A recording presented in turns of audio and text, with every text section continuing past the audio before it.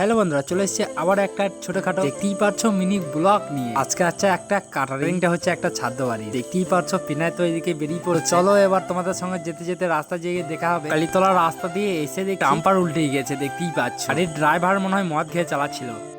कौन है ये लोग? তাহলে এত বড় রাস্তা থাকতে কি রাস্তার বাইরে চলে যায়?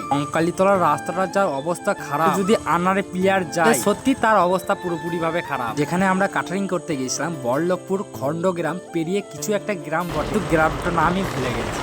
ওরা তো এখানে আবার বল্লভপুর ব্রিজ দিয়ে ডান দিকে রাস্তাটা ধরে এখান থেকে হাঁকাচ্ছে, রাস্তা ভুল হয়ে গেছে অন্যদিকে। সেই এখান থেকে আবার ঘুরে যেতে হয় আমাদেরকে। দেখতেই পাচ্ছ সব ছেলেগুলো আবার ঘুরে ঘুরে চলে যাচ্ছে আমাদের জায়গায়। পর মোটামুটি আধ ঘন্টার গাড়ি চালিয়ে পর জায়গায় চলে আসি। পর আমরা এসে একটুখানি বসে কাজে লেগে বলছি, পকেটে খবরদার ভরেই না করছিস ভাই, বলে দিলাম। পর আমিও লেগে পড়ি এইদিকে কাজ। ওকের আইটেম ছিল মোটামুটি 800-900 কাছাকাছি। দেখতেই পারছো এদিকে আমাদের পরিবেশন করা চলছে। প্যান্ডেলটাও কিন্তু 200 সিটের প্যান্ডেল ছিল। তাড়াতাড়ি করেই হয়ে গেল আমাদের বেশন, আর অনেক কষ্টও কিন্তু হয়েছে। আমরা 3:30-4টার সময় করে খেতে লাগি। মিন্টু কেমন ভরছে শুধু দেখো মুখে। তোমরা আবার আজে বাজে ভেবে নিও না কিন্তু। আমি কিন্তু পকোড়া খাওয়ার লেগে বলছিলাম মিন্টুকে।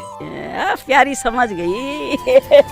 পরে আমিও সেই মিন্টুর সঙ্গে সঙ্গে জুত করে আমিও বসিয়ে দিই। যা দিলাম ভাই, সলিড লাগলো ভাই খেতে, সলিড। মাস্টার যা করেছিল ভাই রান্না, সলিড লাগলো ভাই, সলিড। রাঁধুনি কিন্তু সুপার রান্না করেছে বলতেই হবে। মিন্টুকে বলছি, মিন্টু আইসক্রিম খেতে পারবি না? পারি। তো লেবার কি দরকার ছিল ভাই? পুরোপুরি ভাবে পাতা পুরো সাফ করে ফেলেছি। পরে আমরা খাওয়া দাওয়া করে এখানে চলে আসি খানিক রেস্ট করতে। দেখতেই পাচ্ছ সব ছেলেগুলো কিন্তু এখানে খাওয়া দাওয়া করে রেস্ট করছে। তারপরে আমরা ওখানে খানিক বসে বেরিয়ে পড়ি বাড়ির উদ্দেশ্যে। ওখান থেকে বেরিয়ে দেখতেই পাচ্ছ সব ছেলেগুলো মিলে এখানে সবাই দাঁড়িয়ে আছে। আজকের মতন ভিডিও এই পর্যন্তই ছিল।